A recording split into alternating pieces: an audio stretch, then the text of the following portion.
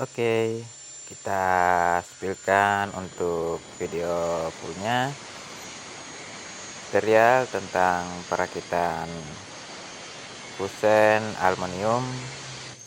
Ada teman yang ingin mempraktekkan di rumah, dan alhamdulillah pas yang kali ini kita memberikan motivasi untuk orang banyak.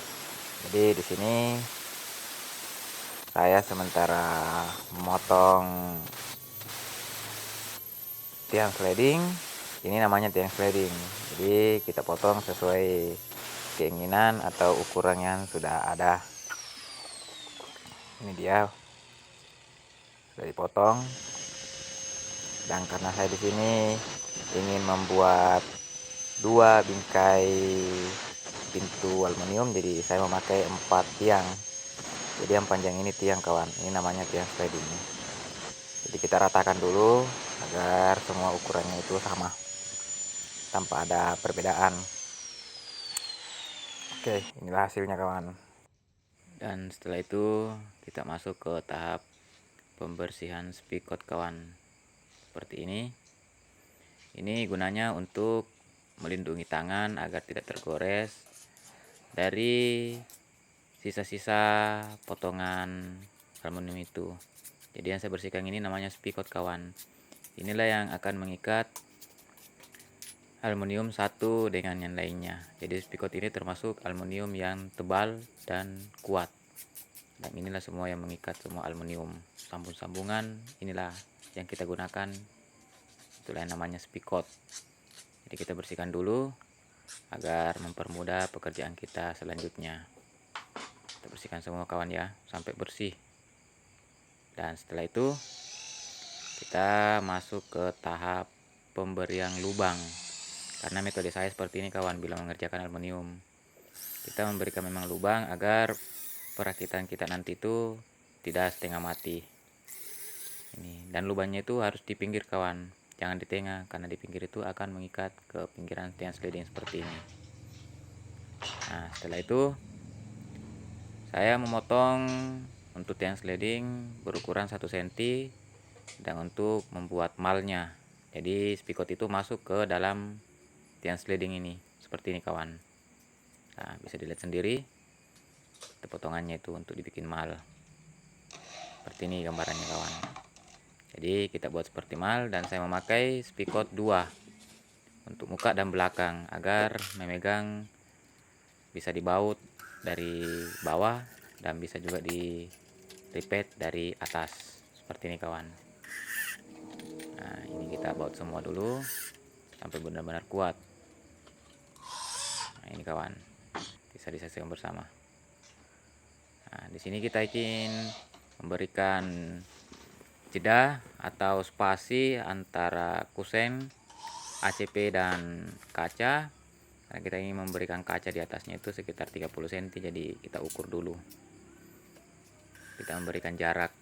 Jadi kita memakai tiang tengah itu untuk slidingnya 3, atas, tengah, dan paling bawah. Seperti ini kawan. Tetap kita menggunakan 2 spikot, atas dan bawah. Seperti ini.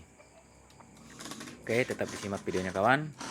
Jangan di skip agar mendapatkan ilmunya. Kita di sini sama-sama belajar dan sama-sama pelajari. Dan di sini saya sudah masuk ke proses pemotongan spikot yang satunya untuk memikat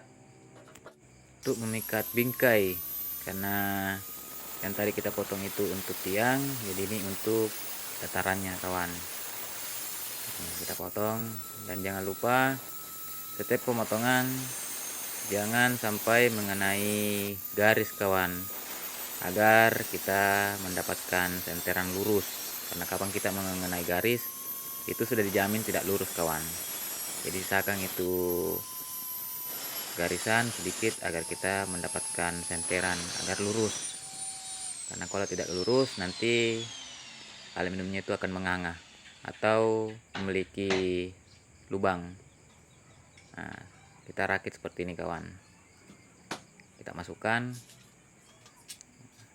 seperti ini. Tetap disaksikan kawan. Oke, seperti ini. Dan satu lagi kita berikan di bawah.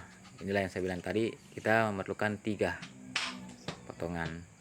Ini tetap juga tiang sliding namanya kawan, cuma beda merek karena kemarin saya kehabisan. Jadi di sini saya bor, tetap mata bor yang kita gunakan itu 3 mili kawan. Karena saya di sini ingin memakai skrup. Jangan menggunakan ripet karena ripet itu kurang kuat. Ripet bisa digunakan untuk bagian luar. Nah, seperti ini kita menggunakan skrup semua. Oke, seperti ini dia videonya kawan. Dan tetap kita memberikan 2 skrup di dalam agar lebih kuat. Jadi 1 di atas, 1 di bawah sebelah kiri dan sebelah kanan. Kita memberikan skrup itu 2 agar kuat. Ini pasti dijamin kuat karena kita memerlukan 2. Dan masuk ke tahap pemasangan ACP. Di sini saya langsung saja memperlihatkan tutorial pemasangannya, karena teman bisa nanti mengukurnya sendiri sesuai dengan yang kawan bikin di rumah. Itu kaca 5 mili yang di atas saya gunakan yang hitam, dan yang di bawah itu ACP yang ketebalan 4 mili, kaca ketebalan 5 mili. Jadi seperti ini dia kawan. Kita tutup untuk tiang slidingnya di bagian tiang. Nah, cara perakitannya seperti ini kawan, tetap disimak. Nah, jadi untuk yang penutup itu tadi kita lubangi di bagian atas. Ini di bagian atas ini saya menggunakan ripet kawan, karena kalau untuk skrup terlalu besar nanti menghalang ke kuseng dan memberikan jeda yang besar atau spasi yang besar. Jadi kita di sini memberikan ripet agar tipis dan bisa rapat ke kusen. Nah, kita berikan juga tetap 2 kiri dan kanan. Dan masuk ke tahap pemasangan ensel.